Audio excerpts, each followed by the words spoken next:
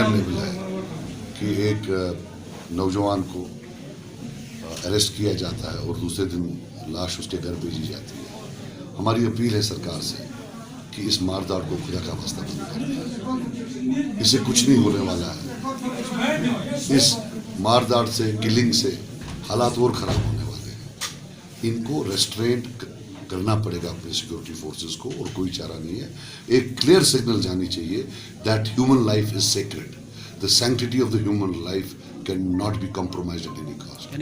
Election को छोड़िए, वो तो एक दूसरा मामला है, क्योंकि ये तो एक इंसानी जान का मामला है।